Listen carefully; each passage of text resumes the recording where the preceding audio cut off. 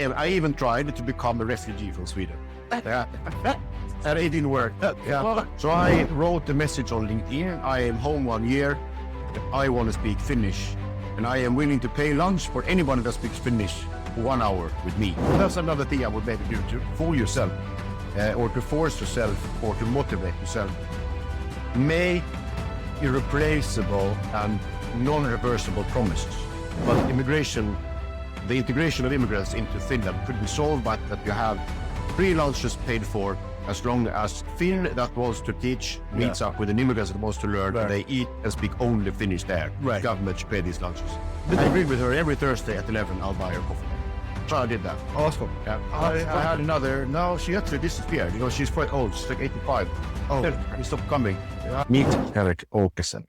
He moved to Finland with his family, and after a while decided to learn Finnish, and he had very interesting reasons for why he chose to do that. His profile does not really fit the usual profile that I look for in this interview, because he still has a bit of distance to reach the level of fluency that I usually look for.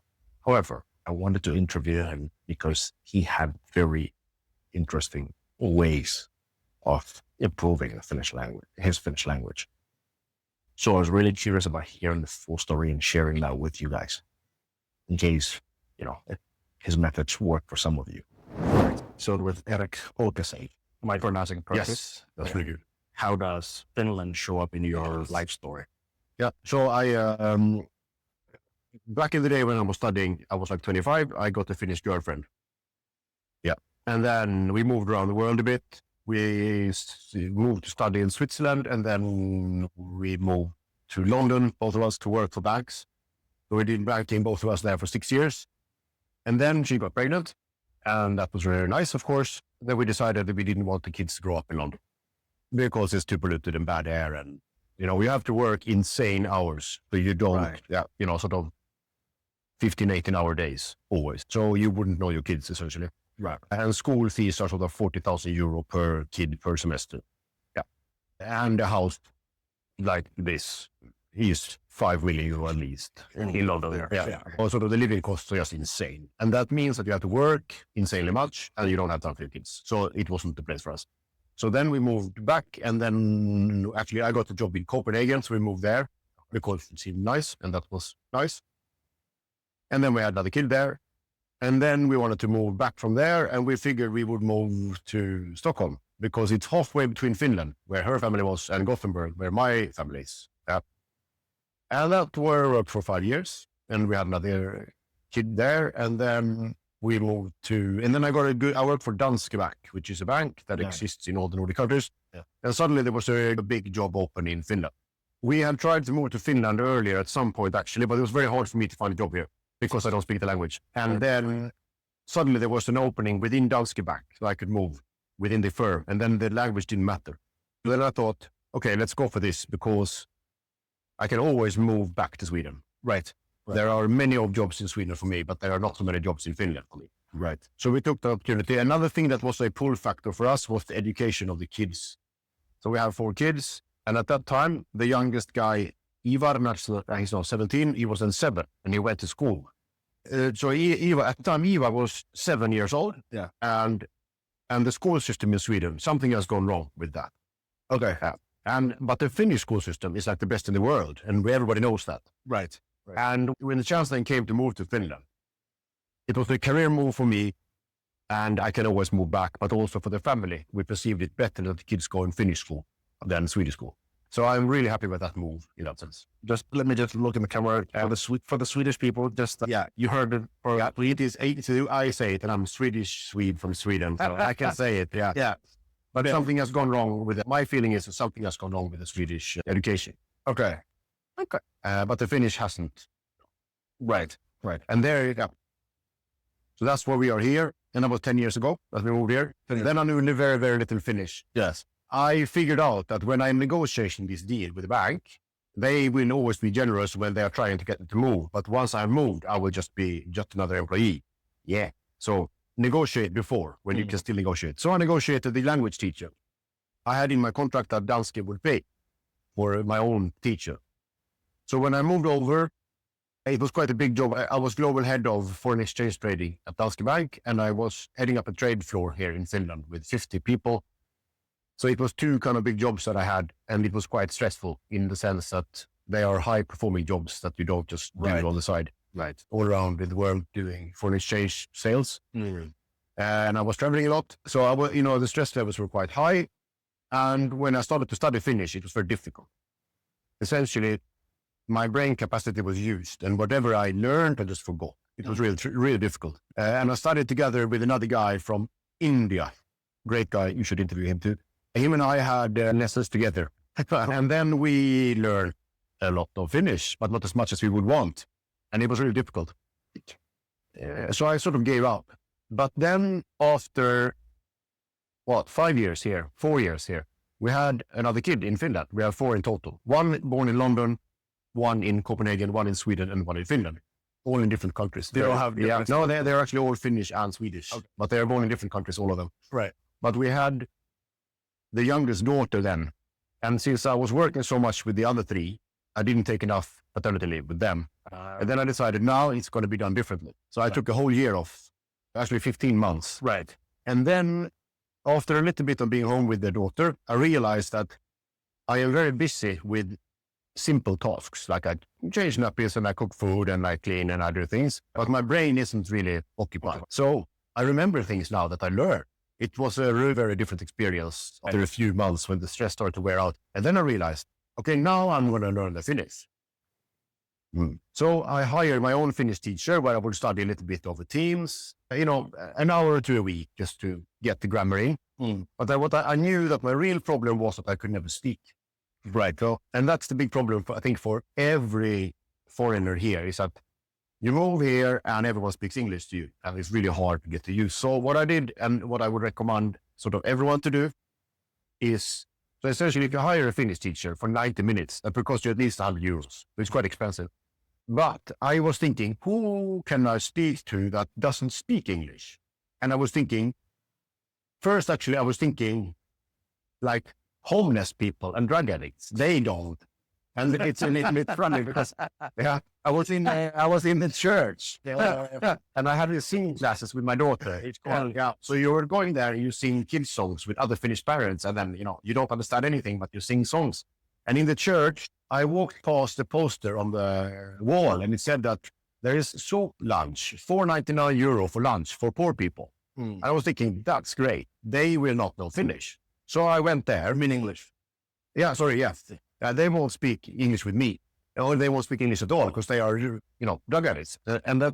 So I went to that soup lunch for free in the church, but it was literally me and lots of homeless, or, it was a criteria, a certain kind of people that simply didn't speak at all, like no language. And they, God knows, but they were not social with me for sure. Okay. So I showed up there with my pink pram and a daughter, and people just looked at me with suspicion.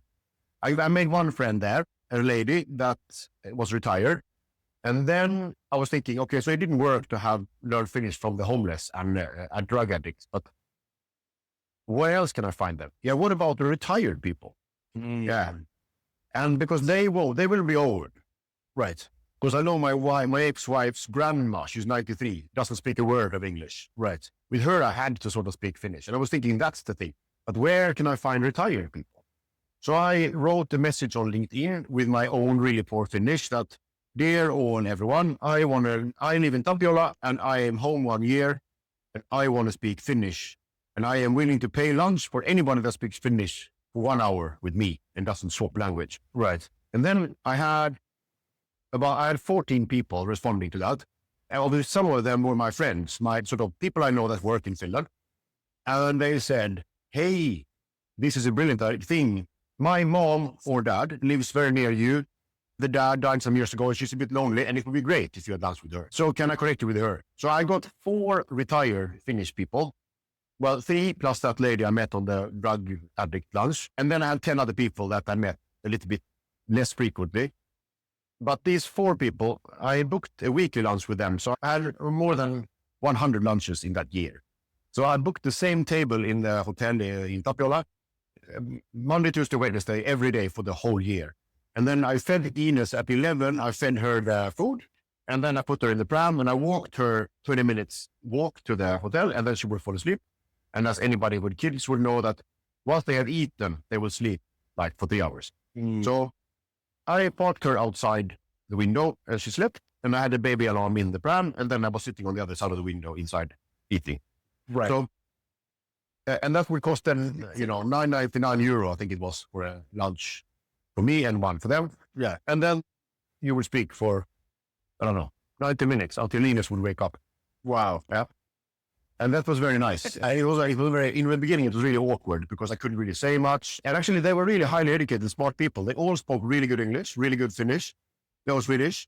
So one of them was like a professor of economics, and the other one had been like the secretary to the Ministry of Education, something like that. So they were really highly educated, smart people, but they were now 80 or so. Yeah. But the deal was that we will never switch language. Right. And somehow that worked really well because sort of we met for that reason. And the deal was that I paid the lunch for that. And I think one experience that I have with the learning is that once you start to speak a language with someone, that's the default setting with that person, and you can't change it. Right. It's impossible. Yeah. So once you speak English, it's impossible. So, but with these people, the default setting was Finnish, and it would be like that. So, well, I had in the beginning of the year, it was really sort of, simple discussions, but towards the end of the year, it kind of worked at all.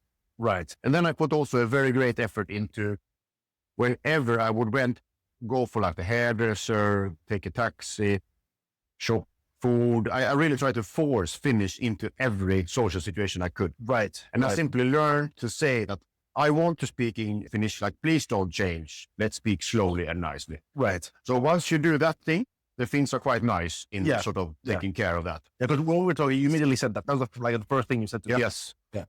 But this thing with the LinkedIn post and the fact that you met people who are really interesting and also like really highly educated, it's a very underrated thing that I realized like this year, last year in November, I went on another learning journey again. I was trying to learn how to renovate apartments. Okay. So I went on a Facebook real estate investors page, and then I posted there like, hey, I want to learn how to do this. So I'll come and help you for free. And the kind of people who reached out to me, I'm friends with some of them. Shout out to, there's one who is a professor of marketing at Haga Helia. Yeah. And another guy who's same age as me, but he's like, his eyes have been open for a long time. He's been doing things for quite a while. Yeah. We're friends now. It's a very underrated method of kind of just getting mentored in a specific field. Just ask like, hey, I'll do something for you for free. But this is, I digress. But the economics of the 90 minutes with a teacher is €100, and the same thing talking to, that's equal to what? 9 lunches. With a stranger. So it's, of course, it costs a bit of money, but it's far cheaper than hiring a teacher. Right. But I think you have the teachers for different purposes. I had a teacher to learn the grammar from the books. Yeah. But if you want sort of quantity of training, of course, you could, if you're really rich, you can just hire your own Finnish person, if you don't have any problems. But I couldn't afford that. Yeah. I was on paternity leave. Yeah. But, so to get sort of the quantity of discussion going, then I couldn't do that with the teacher. So then you get it at 10% of the price from a retired person. Right. And I think also that is sort of like there are 2 big problems in society that are solved in the same, there are many immigrants. They are often unemployed. So they have time, they don't have money, and they want to learn the language. Then you have the Nordic old people. And because of the societies here, people don't take care of their own old people. Yeah. Because, you pay a lot of tax to the government.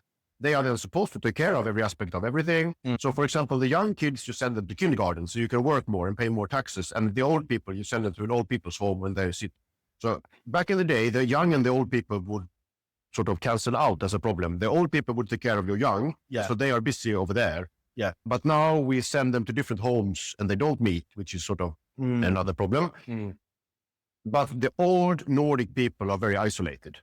Right. So what you have is old, lonely people that want to meet people. They have lots of time and they know the language.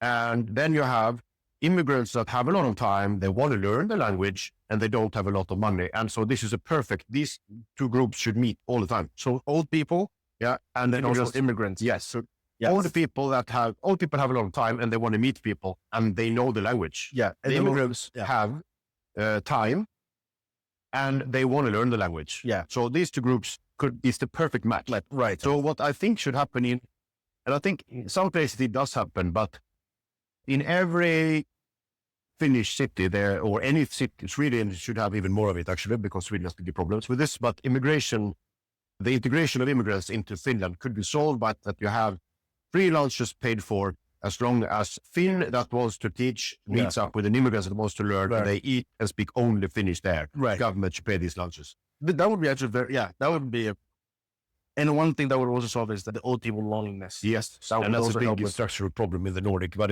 that's a separate discussion, which is very big about how the Nordic sort of society is structured. And this has been great so far. And okay, so soup kitchen with old people, and then as you mentioned, James Passard. Okay, so my next question is actually like, so walk me through your learning journey and like what worked and what didn't. What worked for me, I think people learn different languages in different ways. I am sort of very structured, and because if I don't have a structure, I won't do it. So I decided I get my talking done with the retired people, and I try to force every simple social situation to be in Finnish. That was sort of one leg of the journey. And the other one was to study the grammar, and then I had these study books. Right. And I made it all the way to number 4. I got 10% into number 4, and then I ran out of steam and I got a new job and things went to hell with that. But still, I finished book number 3. And the way I had a great teacher that studied online, and essentially we would have lessons on Skype where she would teach me sort of, here is chapter 1, grammar is this, and she would explain it.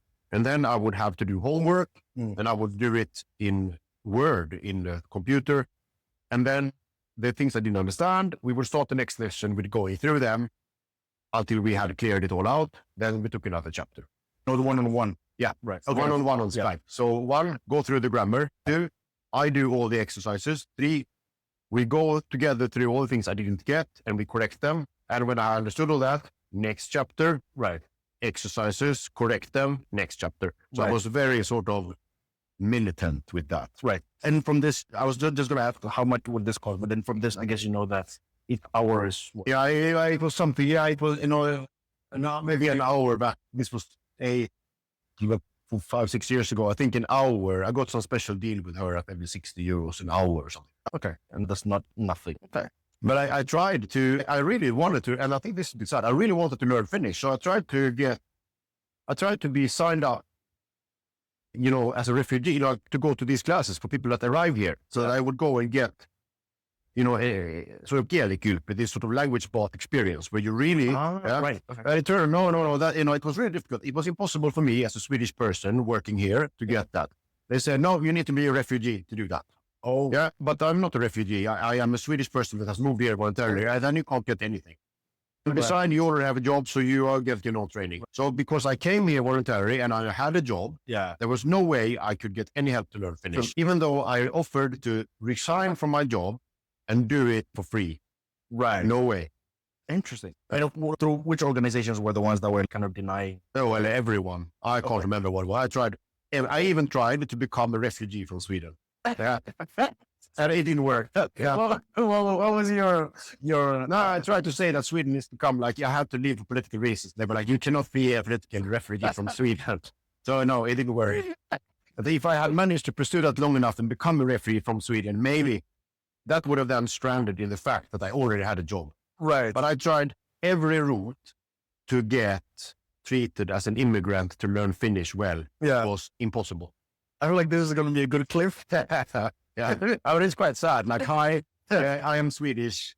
I am 45. I have a well-paid job, and I just want to learn the language. I want to identify as a refugee right now. And they're like, no, you have to pay yourself. Yeah, but I want to quit my job. Yeah, and study full time for some months. Right, because I can do that now. There was like a time gap in between where my wife could still be home, her ex-wife could be still home for a little while, and I could have studied full-time for 2 months. Right. That was impossible. And to pay for full-time yourself, that means that you have to hire your own teacher full-time. Yeah. That's sort of, it's just too expensive. Yeah. So, But the fact that it was impossible to be allowed, I think is a little bit sad. Right. Yeah, because that it clearly showed you have the will, and then that you were able to, you wanted to get it. Yeah. I would have learned perfect Finnish then. Right. I would have been extremely determined about it. But Yeah. And now actually, and it is a bit sad. I still have motivation to learn proper Finnish. The thing is that there is this rostri the boats, the rescue boats. Yeah. So I have 2 educations. Yeah. I have a master's of finance, but before that I have a captain's degree. I can drive. Yeah. So I grew up in Sweden, but I moved to Norway and I studied the captain's degree. And I was out 1 year at Norwegian ships. So I can drive all ships in the world, like Rosa, super tankers. The big ones. Yeah. I can buy anything. Wow. Okay. I have a piece of paper somewhere that with a certificate of that. And then I have worked as a sailing instructor. I have a boat.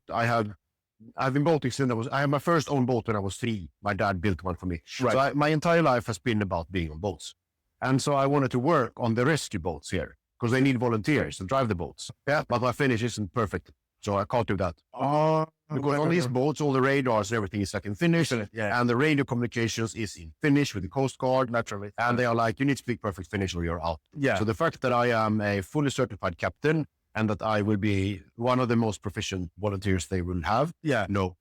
This is one of those things that comes, even though this is not about employment in Finland, but this is one of those things that comes up quite a lot. Like we have so many, like very highly educated, very talented people here who are doing things that are not aligned with what they study. No.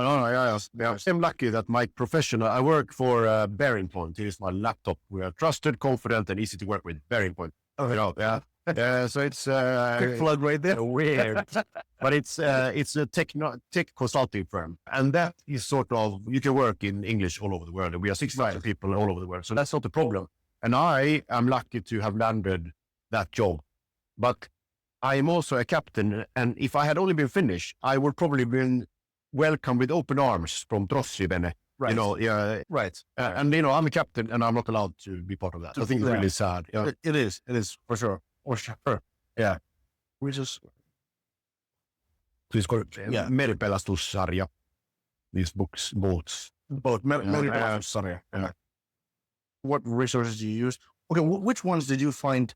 What resources did you find to be quite like useless, or didn't work for you? Useless. Duolingo. Yeah. I'm sorry, Duolingo.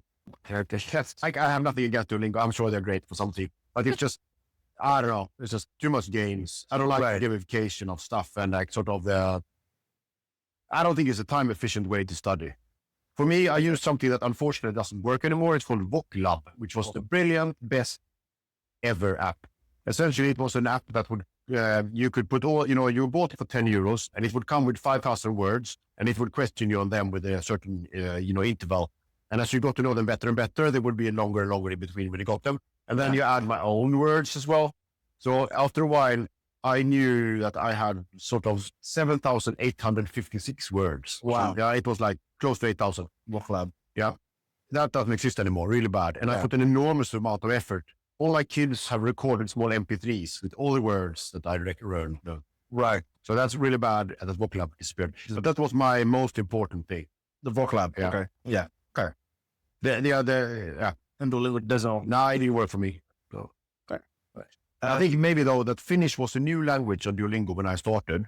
So there was a lot of, and as all of us that have tried to study like Finnish, there are so many cases. And if you get something wrong, you have to start all over again. And sort of, well, maybe Duolingo is great now when they have fixed some of these sentences. But, well, I mean, so this thing you said, I have an unreleased episode where I talk about misconceptions that people have about this. And one of the ones was Duolingo. So I completely agree with you, but maybe for slightly different reasons. My take on it was that when people do Duolingo, they're like just doing it for the streaks. I know. Yeah. And I hate the streaks. Yeah. And then, or they do like, there's this kind of myth about, you just do 10 minutes a day. And it's not enough. No. If you do Duolingo consistently, 2 hours a day, I'm sure you're going to be good. Yeah. But the 10 minutes and if you just want to keep up your streak, it's probably like a 2-minute thing that just do. Yes. Yeah. And it's, I will say it's. Yeah. But I have 4 kids and there's one thing I observe with them. All the kids spend way too much time on their phones. And one of the reasons are the streaks in the games. Yeah. And the streaks should be banned. There should be a regulation on that before all the kids are obese and stupid and dumb and nearsighted. Yeah. And I will not have me locked into a stupid app by a streak. No way. I'm not in a prison. That's that. Right. So I actually wanted to rebel against the streak also. Right. I think it's outright super dangerous. Yeah. Yeah. It's one of the mechanisms they use to make all the kids not addicts. Right. Yeah. What observations have you made about like people learning in general? Just Like in Finnish. yeah, people Yeah. trying to learn. What observations have you made about just Yeah, so the people that manage, first of all, age is a problem, of course. Like if you come when you're young, it's a lot easier, but there's nothing you can do with that really. So you are as old as you are when you come here, but the people that succeed are the ones that are forced to speak the language. Like if somebody I spoke to had arrived here and started to work in a flower shop. That seemed to be like the ideal thing because, you can speak Finnish all day long and a lot of old ladies buy flowers from you and chit chat with you. Yeah. My problem was that my first job here was on a trade floor. And if I accidentally trade off 30 million euro instead of 3, then that's very expensive. So you don't really have the ability to sort of fail a little bit. Yeah. Because the impact of errors are insanely costly, a lot of money. So you can't do that. But if, get yourself in situations where you're forced to speak the language. The problem is then if you have a job already that will consume most of the time, then you're going to have to find other ways. And then I would recommend this lunch thing. And actually I dropped out of that because, many things happened and I got a new job and I did a startup and things were a bit crazy for a while and then I didn't have time. Yeah. So what I would recommend is this, like, don't think too much about it. Just do it. I was standing in the island halfway between Espoo and Helsinki and in this cafe. And I was standing in there and I was thinking about this. I couldn't work at the Meripelastusarja Vene. And I was sort of thinking, I need to start study Finnish again. Where can I find now new retired people? And then I heard behind me, the old lady, she was trying to speak to the other people in the cafe and nobody wanted to speak to her. And I thought, that's it, her. I want to speak to her.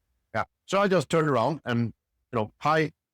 And I started to speak Finnish with her. And I said, what's your name? Can I buy you coffee if I speak Finnish for half an hour? And then she was super happy.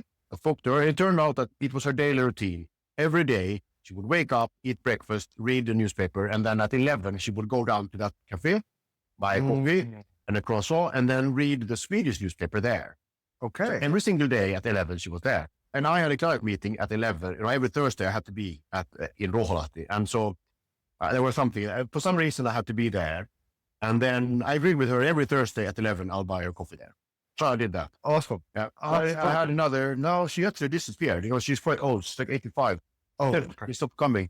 I need to figure out what happened to her. yeah. I hope everything's good. she's okay. But, I had almost every week or year with her. Super lovely lady. And then also one of the other things with this is that it puts things in perspective in the sense that when you're like young, like you are only 26 and that's beautiful. And, you may have some 27, yeah. But I'm 51. And so, Oh, wow. yeah. Okay. Yeah, really old. But the thing is that you have problems, you break something, you have an injury, you have cancer, something bad happens. You think you have problems. Then when you sit and you talk with people that are 84, that grew up during the wartime, they have had hip replacement surgery, cancer, some grandkid has died. They have had everything. So your problems are not as big as you think. Yeah. And you don't know because you rarely speak to people of that age anymore. Right. My grandparents are dead and the Nordic society is now organized so that you never meet old people. Right. Unless it's your own relatives. And if they are dead, like mine are, you don't meet any old people. Right. But if you ask, if anybody watching this thing that is a Nordic citizen, ask themselves the question, when did I last meet a person that is 80 years old, that is not my own relative? And the answer would be never. So I'm thinking about that now. I think it's been a while. But if you go home to where your home country, most likely, family are more extended and you stay with them, 100%, and you visit them. But here it doesn't happen. Yeah. My that means that you have a disconnect. And that's really sad for many, for sort of everyone. But your own problems become a little bit less difficult to handle when you realize that one of the people that I had coffees with, she was sent to Sweden at the age of 2 as a war child. And then she grew up in Sweden until she was 8. And then she spoke only Swedish. And she was sent back to her mom. And her mom said, I don't want her back. Oh, yeah. And so they said, can they adopt her in Sweden? But the Swedish family had already adopted a new kid, so they couldn't take her. So they just said, your mom has to take you. And that's that. So just imagine the trauma of being 2, sent to another country. You probably think a lot about your mom and you come back at the age of 8 and the mom says, I don't want you. So you think you have problems. No, you don't. Oh, Yes. that's So, and these are the kind of stories that you will never be exposed to. yeah. But these have given me insight into a completely different generation's problems. And it has also relativized my petty problems. Yeah. Right. Damn. Yeah. That's Yeah, it is quite cool. So I would recommend it for many reasons. right. Well, this is definitely answers one part of my next question. So I was going to ask, like, are there any surprising or unconventional things that you did that most people might not think of? And definitely, pretty much everything has been in that bucket of unconventional, surprising. But are there any others that you have not mentioned so far? How do you mean in like? So anything that you when you were trying to learn Finnish, or any language really, are there things that you did in order to learn it that it might not come to other people? Oh, okay. I mean, the old people thing is already That's that is the one that I would say had the biggest impact. No, that would probably be the thing that made a difference. And it was that vocab was a big thing for me. Right. So I'm really annoyed that it's gone. I'm only now hearing about this vocab. I've never heard of it.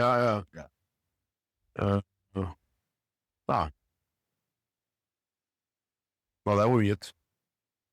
Okay. All right. And what are like the passive things you did, like things that have already been set up or just happen to be in a certain way, which helped you along with the journey? Now that I speak decent Finnish, I try to do it encourage, like I started CrossFit recently, and I've asked all the coaches to don't switch to English just because I'm there. Right. So I try to now make a deliberate effort into really keeping things Finnish when I can. Okay. At work, it doesn't really work. The problem is that if I would do it at work, I would end up not being able to express myself good enough to add value. So it doesn't work. But in CrossFit, it works. It doesn't really matter if I understand it properly or not. And I lift a bit wrong and it doesn't matter. Somebody tells me, Yeah. Fair point. Yeah. But I think this fits because once you've told them, then you don't have to keep reminding them. So it becomes a passive way of forcing yourself to. Yeah. So that is the deal is that they speak Finnish and they try until I don't get it. Then we try a bit of English. But it generally works quite well. Right. Yeah. And then things like, so by the question, I mean, like that is actually a good example. And then maybe things like, I set my phone in a certain language. Okay. Those kind of things. Yeah. Okay. And what are the active things, like you made sure things were a certain way? So learn. Yeah. So that you would, Well, I made sure I had these lunches and I made sure I studied in that way that I did. And I forced myself to speak Finnish in all simple social situations, like hairdresser, taxi, buying food. Yeah. I try to always speak really, like I always speak Finnish in these situations. Right. I have to, but I still have like a bit off topic, but I'm trying to learn German now because I have to because of work. Okay. And that complicates things a little bit now. I've noted that when I start to study German, I speak, of course, Swedish is my mother tongue, and then I speak decent English because I lived in London for 6 years. And then I speak half good German because I'm from a genetic point of view, I'm 25% German. Okay. And then, so I'll speak half good German and half good Finnish. And these two languages start to mix when I try. So when I go down to Germany and have to interact in German, it often comes out some Finnish. Right. It's really confusing. So it's hard to have two new languages. Yeah. I'm going to have to learn German now because I have to present about legacy management in a conference about insurance in September 2026. Okay. In Germany. Yeah. Okay. The Versicherungsgespräch. Yes. And you have to do it in German. Yeah. In German. Yeah. So I started, so now, and I made that promise. That's another thing I would maybe do to fool yourself, or to force yourself, or to motivate yourself. Make irreplaceable and non-reversible promises you can't get away from. Actually, now that you say that, me doing this today, we literally had the conversation like an hour ago. Yeah. That like, hey, I know you're very busy. And then you were like, well, I might not have time this week. And I was like, can I come like now? Yeah. So I just rushed over. And now it's like, I'm forced to be here and do this and then do that. Yeah. So that's actually, thank you. Just get stuff done. Yeah. But when it comes to this German thing, I want to learn German. And then I have just recently given out the new report at work about legacy management, and we wanted to present it in Germany and they wouldn't have it in English. They said it's in German and that's it. Then I said, okay. And then again, just like when I spoke to that old lady, how am I going to do it? And I heard behind me how now it's time. And the same thing happened with this German. I decided, so you say I can only present in German, but if I present in German, do I get the speaker slot then at that conference? And they said, yeah. Then I said, September 25 is only 4 months off. It's too short time, but 1.5 years off. Mm-hmm. If I do it in German, then do I get the slot? And they said, yes. And I said, done. So next year. Yeah. So, whatever, 18 months from now, I have to present in German in a big crowd. Yeah.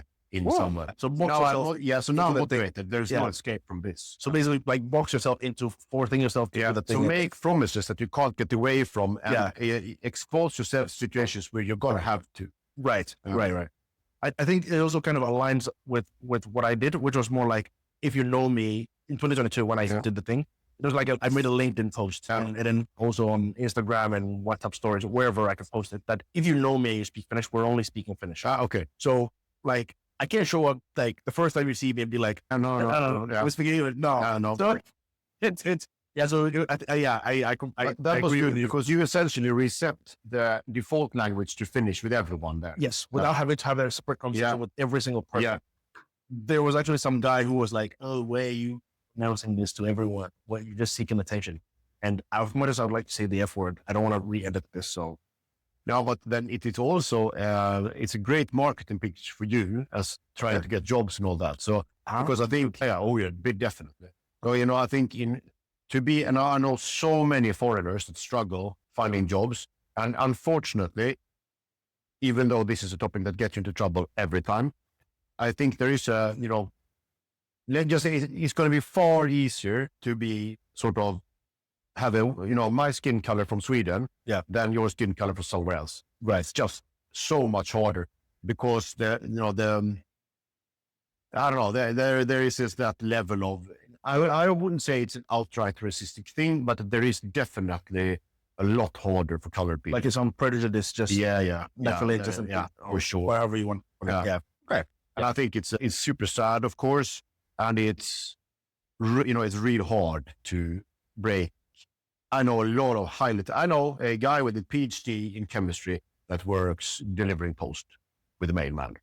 My dad doing his PhD and could not find his. No, I'm not surprised. It's insanely sad. So, and this is then off topic slightly, but there is a big drive towards diversity. Yeah. Like we need diversity in the workforce. Okay. Why is that? Well, we need people to think differently. Yeah. Because if people think differently, there will be better ideas than if everyone thinks the same. And I think I buy that story. And so the conclusion is we need people to think differently. What do we need then? We need more Finnish women. So we recruit more Finnish women, and then we believe we are very different thinkers now. I'm not so sure that on the margin, more Finnish women will give as much diversity as a priest and a nurse and someone from Botswana and somebody from China. So I think we have lost that level. No, there is too little diversity in the diversity. Right. Too little diversity. Yeah, okay. Essentially diversity now boils down to more Finnish women. Right. Like on the gender side, basically. Yes. Yeah. And I think it basically gives us a very limited addition to the diversity thinking. Yeah. What we really need is true diversity. And then we need people with different educational backgrounds, different work paths, and different cultural backgrounds. And we don't get that. And I think that's really a sad thing. And then I know a lot of really smart, educated, qualified foreigners that really struggle. Oh, yeah. And I think that's, and that's terribly, really bad for it's bad for Finland, but it's also bad for diversity. Yeah. I completely agree with that one. That it's, a lot of people not being able to get the kind of jobs that, I've realized that integration is a huge factor. Yeah. At least with people I've talked to. How have you kind of integrated yourselves with people who speak Finnish? And do you have any groups of people in your life who you could force to speak Finnish with you? No, that's the problem. For kids that all speak perfect Finnish. Okay. And they speak Well, the oldest guy speaks decent Swedish. Yeah. And then the next one speaks also good Swedish. So, but the youngest one speaks Swedish so, because she was born here. Right. And she has only had Swedish from me and then from the grandparents every now in summer holidays. But if I don't speak Swedish to the kids, they will not learn Swedish from anyone really. So it is more important that they learn Swedish than that I learn Finnish. I can't speak Finnish with them. Right. That would be the one place. And work doesn't work. So it's really hard to find an environment to speak Finnish in. Right. And so you need to find it yourself. And the way I did was then I engineered it through these retired people. Right. And I think that is the real hard one. Yeah. It's because I've noticed this where a lot of people, when they come here and they find people from the same cultures or countries as them, they just kind of stick around. So they help all that happens everywhere. I lived in London for 6 years. And you have a lot of Swedish societies hang out with other Swedish people. It happens everywhere. It's quite natural. But I think maybe I'm weird like that. But you seem very extroverted and social, right? Right. So, and you're smart. Otherwise, you wouldn't have learned Finnish so fast. So but it is difficult to get. My feeling is that the Finnish people are. Look, I don't have any stats on that, but my feeling is that if you would look at nights spent abroad on average in all countries, Finland would rank quite low because they take their holidays domestically. They all have a mökki where they go. So, and the amount of Finns that have, like, from Stockholm School of Economics, 40% of the students take their first job abroad. Wow. In Finland, the same number is like 2.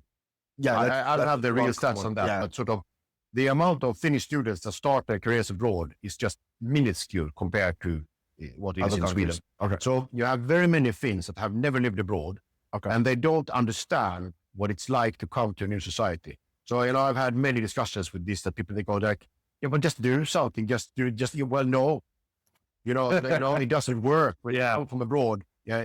But they have never had to, and one thing is if you go, that your company posts you somewhere for half a year and you don't have to actually change domicile. But when I have changed countries 7 times, and every time I have to set up, you have to go to the immigrants office and you have to set up a CPR number. And it's like a pain. What is a CPR number? Like Social Security. Yeah. Okay. I don't know why CPR is divided for the English term for it. I don't know what it means. But anyway, CPR number. It's the birth plus the last digits. Okay. Yeah. But when you go to Norway, you have to do it. And it's easy because in the Nordics. But then you move to Germany, you have to do it. And then I move to Switzerland, and you have to show up at the Einwohneramt and register. And it's 1,000 francs just to remind that you're there. And then you move to London, and in London you sit with, and then you have to go to the social service office to get this done. So you sit there in your pinstripe suit with a bunch of drug addicts. And you just wonder if you're going to survive. And then they ask you for a utility bill to open a bank account. But you cannot open a bank account without a utility bill. And then you're like, what am I going to do now? And, and to move into a country and resettle completely, it's different from just bouncing in and out. Right. If you have never had that experience, you will not understand how hard it is. Right. And I think that, so the Finns are quite close in that sense that they have their friends, they have all the friends they need, and after work they go home, and that's that. Yeah. So they don't mix they don't really see a reason to be your friend. Right? They have their friends they need. Right. That's actually, this is especially in Helsinki. I've heard, I had a friend who came from up north to here, and they complained to me a lot about this. Like, people in Helsinki or in this capital region tend to have this thing where they already have their friends. Yeah. They don't need them. Yeah, they don't. Yeah. So but Stockholm is the same, but London is not the same. Because London is a city of, if the greater London area is sort of close to 20 million people. Half of them are Brits, and they live there and they do their thing. But then you have the other foreigners, 10 million. They are in a constant flux. There is always people that move in, and the plan is to start your career, work really hard, make a lot of money, and move back home. So you have 10 million people that are constantly in and out. Right. And all of these 10 million are extremely keen to get to know people because nobody knows anyone. And everyone knows they're going to move on. Yeah. And that guy from India will be your network node when you need something later. Like I also have a venture fund. So I'm an angel investor in early stage companies. And I just had an idea now sent to me by a guy in Mumbai, referred to me by the guy Swami that's up next to me, or Rajesh. I haven't met Rajesh for 25 years, but he's a great guy. I trust Rajesh. And Rajesh says that this other guy has a great startup and he can be trusted. And I'm like, okay, good. So now, Wow. so that network that I had in London is still paying off. Right. Yeah. Right. Okay. So basically, like they kind of take away from this is that one of the difficult obstacles with integration is just the way Finnish people tend to be. Makes it a bit difficult to integrate. I think it's really hard to be a foreigner here. Okay. Okay. And I think it's really sad because Finland is actually a great place, but very, and they are, that I would say there is no way in hell I would move away from here with my kids. Absolutely not. Like, wow. Okay. Maybe when they have grown up, I will move somewhere. Who knows? But as long as my kids go to school, no way. Yeah. Finland is by far safer. Right. Education is for free and great. Right. Hospitals work. I had a terrible accident where I had to do a big operation to my shoulder, and that cost like 38 euros. And and it they have there's a big titanium plate and 13 big screws. Yeah. And it's nearly for free, and it works. That is not what would have happened in US. That would have cost you $500,000, and in Sweden you would have had to wait forever until that thing would have healed together in the wrong way. Right. Right. Yeah. So a lot of things work here really well. There. Yeah. Look at this. Oh wow. Yeah. That's bad. Yeah. It's a lot of internal work. Yeah. Stuff. So from your experience, when people don't succeed at learning Finnish, what would you say is usually the reason? From if you just predictive eyes? It's just they give up. It's not worth it. Essentially, strictly speaking, you don't need it.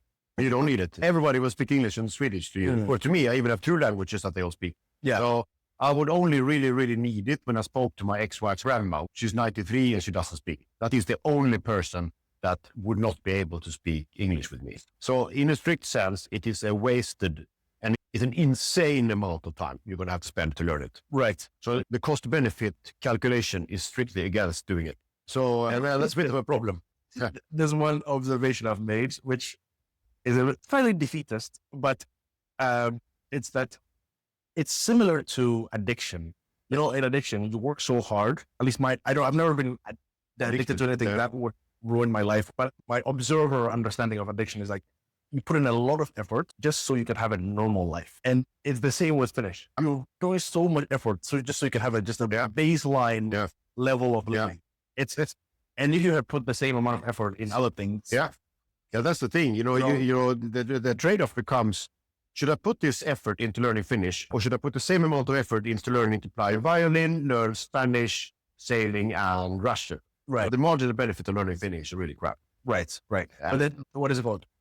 On the flip side, though, a lot of people think that, I'm only going to be here a few years. For example, with my parents, for example, they thought they were going to be here a few years, ended up being 20. If you think you're going to be here for a little while, it's not worth it. Yeah. But then it's one of those things that it's very tricky because Finland has a way of growing on you when you start seeing like, okay, things work here. Yeah. My alternatives are A, B, and C. Yeah. And A, B, and C, even though I don't speak the language here, this is still better. Yeah. Because in here, everything works. Yes. Like you were saying. And the moment you get kids, that equation goes even higher. Yeah. Yeah. So it's a very, and then at that point, then it becomes more like, okay, I didn't want to do this, but in order for me to in my situation, in order for me to thrive here, not just survive, I need to know this. Yeah. But you're different. In your case, it's true because you're younger, so you have a longer period of time to kind of cash in on that investment. Right. Yeah. So, I think also the younger you are, the easier you learn and the more benefit you will have of it because you have more lifetime left. Right. I am halfway there already, I'm 51, too old. So, but still, I will, first I learn German and then I will continue learning Finnish. I'm going to get on one of these one day. Yeah. Here is, now I'm almost towards the end now. What did you do that others didn't? I think pretty much majority of the things you did are very things I've never really heard of or thought of.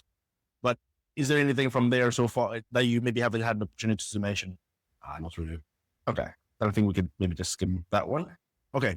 This is more kind of rapid fire. But so with my minimal research that I've done on language learning, I know that I wrote down to myself that there's 6 parts. Yeah. So vocabulary, speaking, listening, grammar, reading. Yle.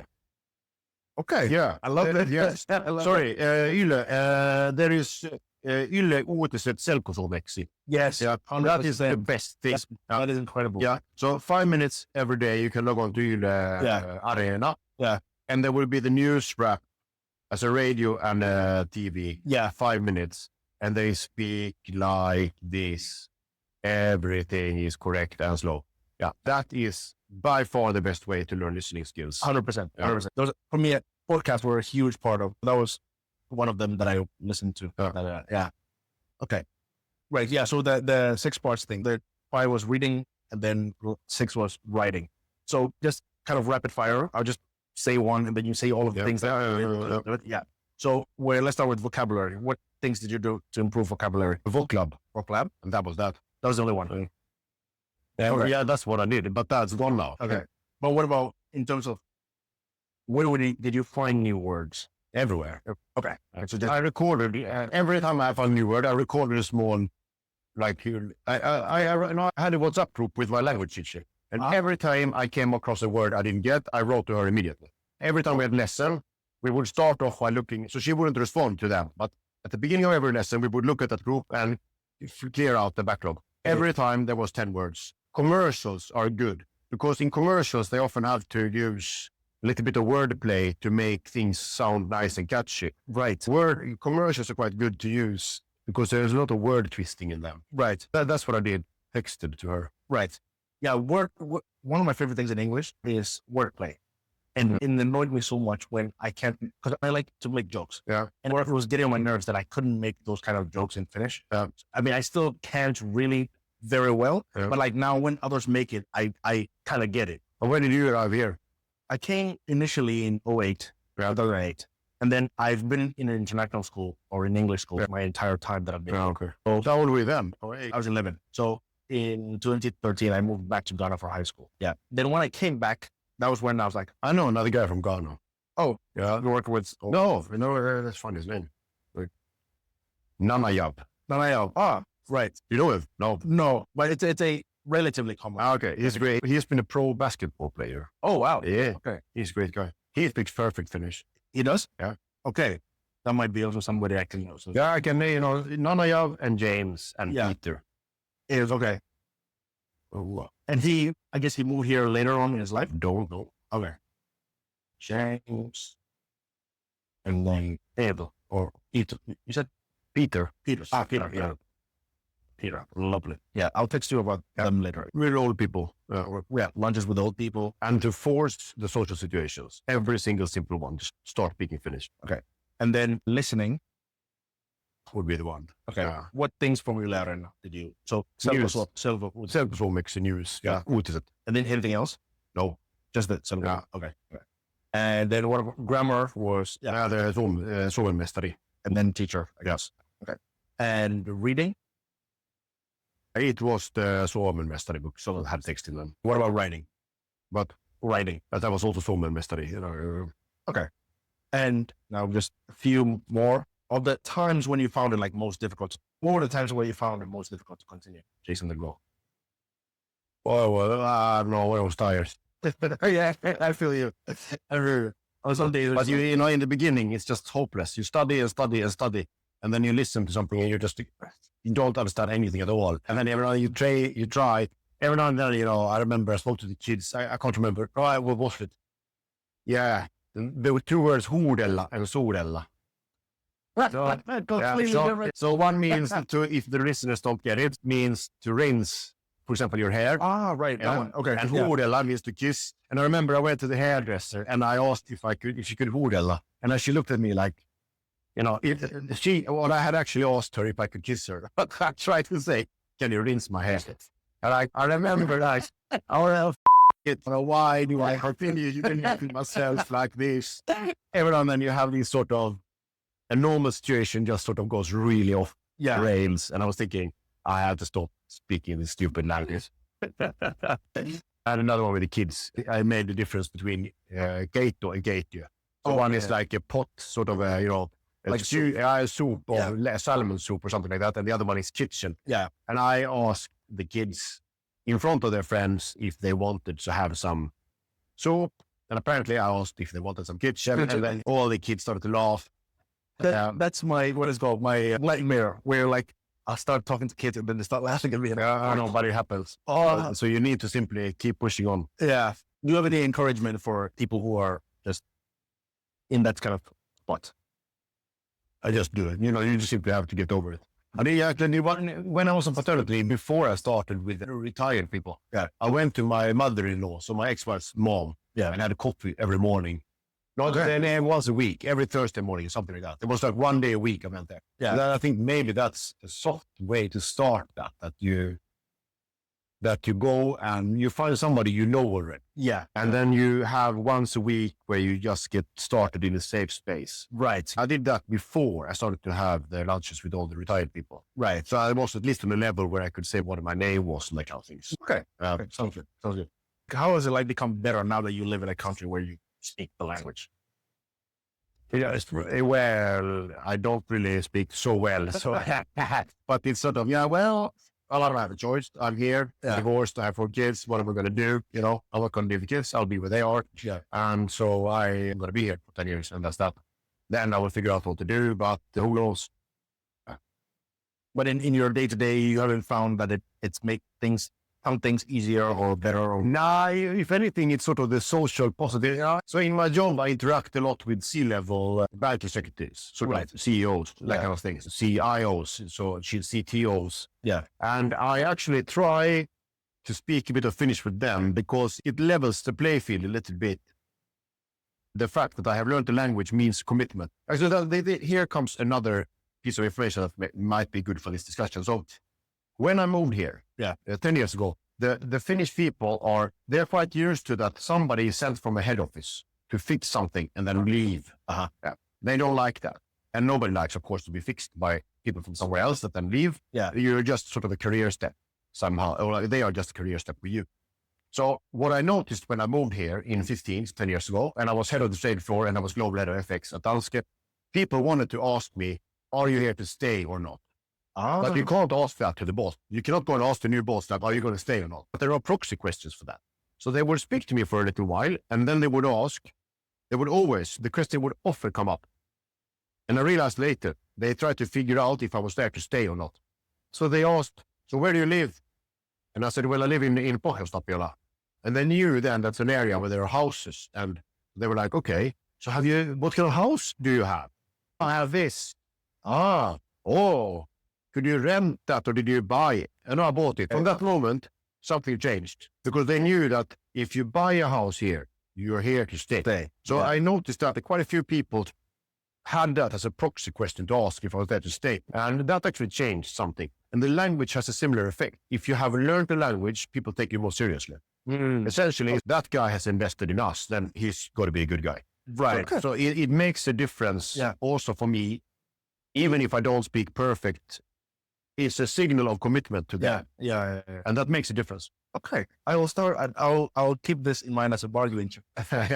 As like, as soon as someone that seems like they don't trust me, hey, I have learned Finnish. That will make a massive difference. Yeah.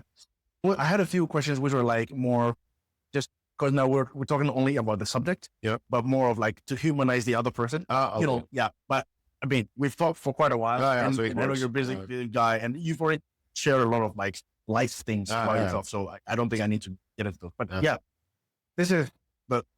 Thank you for watching or listening to this episode of How I Learned Finnish with R. Tune in for the next one, where we will have a completely different, very exciting guest with a totally new background, different life story, circumstances, and obstacles, and most importantly, their own unique and creative way of how to achieve fluency in your target language.